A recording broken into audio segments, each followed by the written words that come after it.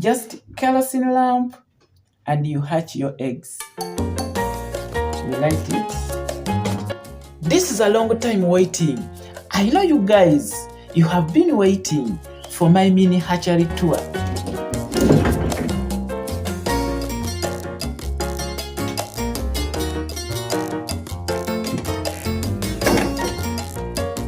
As you have been asking where I do hatch my local chicken eggs, I'll be touring you inside my mini hatchery. I will be taking you through how I came up with this innovation as we load the eggs in our incubator. It's my dream, so let us get started.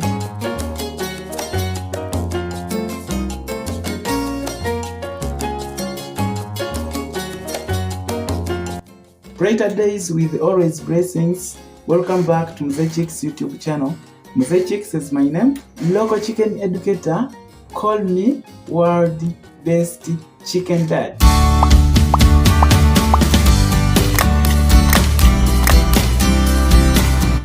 Yes, after these 2 doors, of course, we get inside our mini hatchery.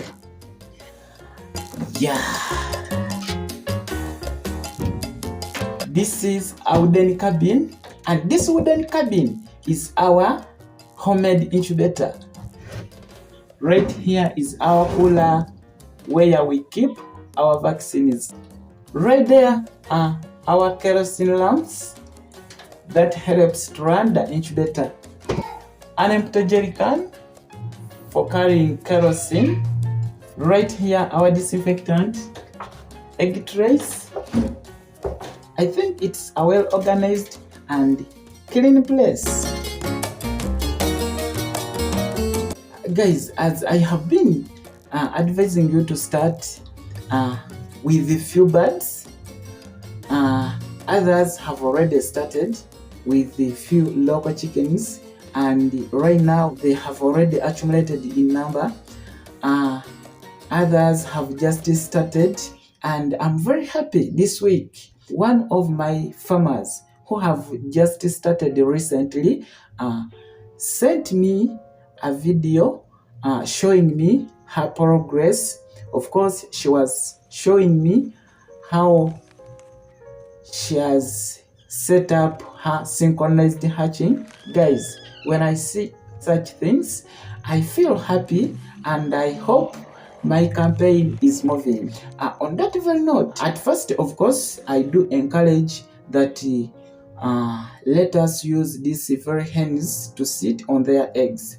But after some time, after doing all these practices, the synchronized hatching, the brooding practices, of course, with the time, our birds accumulates in number. So it reaches a time that setting these chickens to sit on their eggs, it's not working for you. That's why you have been forwarding questions that, what can I do to hatch my chickens? Can I take my eggs to hatcheries? And others always ask me that, Mzee Chicks, where do you hatch your local chicken eggs? Here we are.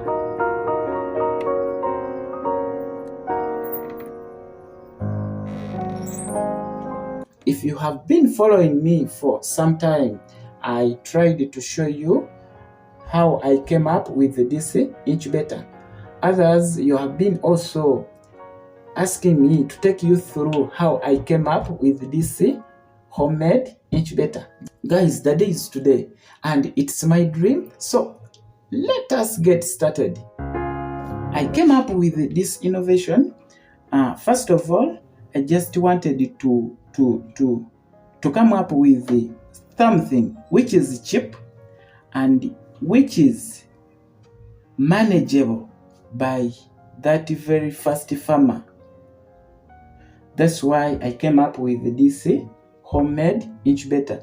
As you see, guys, it's made out of our cheap things, surrounding things, and surprisingly, you just need a kerosene lamp, kerosene, just to hatch your eggs. That's why I named it Sun-Based Incubator.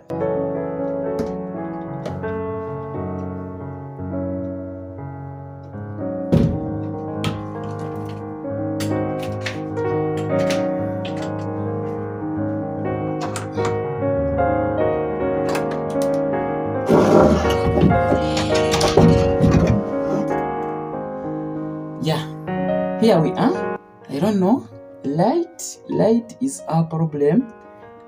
As you're seeing, it has these two doors. These two doors.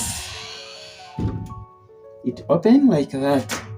Then inside here, I just use the cotton to insulate. As you see, the whole of this is cotton. Cotton everywhere. Cotton surrounding the incubator. I use the hardwood. What I wanted, retain our heat inside our incubator. Our eggs stand, and right on this stand is where we place our egg trays. You see, these are our egg trays. Egg trays, as you are seeing, also made very simply, just by out of wood. Then on top, on our egg trays, you seeing this is sort of a blanket, but also black, where we place our eggs on. Of course, the purpose also here, this black blanket also will retain heat. Egg trays. It's darker inside here, but this is our lower part, the down part of our incubator. Down here, you're seeing a kerosene lamp. Kerosene lamp. We have here our basin. We have here our basin. Then right here, our thermometer, our digital thermometer to regulate temperatures and humidity. This is a sand-based incubator, of which it just uses kerosene lamp. We light it. The basin you're seeing here, this is where we place our water that will help us to regulate humidity inside our incubator. We pour water here that will help us to regulate humidity. Of course, to regulate temperatures and humidity, we have this one. Yes. Then up next here, the first tray you're seeing here, guys, this is sand. This is sand. That's why I call it a sand-based incubator. The logic here is, guys, as we light our kerosene lamp, of course, we receive heat upwards. And then our first tray, you're seeing here, it's full of sand. Immediately after this sand is warmed, we expect constant heat inside our incubator, as our eggs will be warming. This is the section where we generate heat from.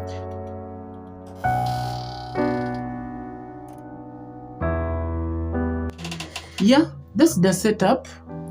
As you see, it's a manual incubator, so you expect to do everything yourself. This is the only disadvantage with this incubator I made. Of course, everything you have to do it yourself. Turning eggs, regulating temperatures, all the practices you have to do it manually. But when it reaches to its effectiveness, guys, I tell you, it hatches up to 95, 96, 97, 98%. So it's a big deal. These practices you have to carry out. There is that one that we have to turn our eggs. Every 6 to 8 hours, you have to check on your eggs and you turn them yourself.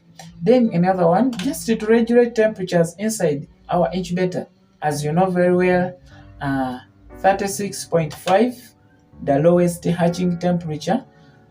Then 37.5, the highest hatching temperature. So you have to check on your incubator every maybe 2 to 3 hours, and you see whether temperatures are constant inside your incubator. You may ask that what if these temperatures drops, or what if these temperatures rises? Very simple. What you have to do, this incubator has two doors, as I have been showing you. This one and then this one, you're seeing here. So you have to regulate your temperatures using these two doors, and then it has this upper door, the one I named the hatch, on top.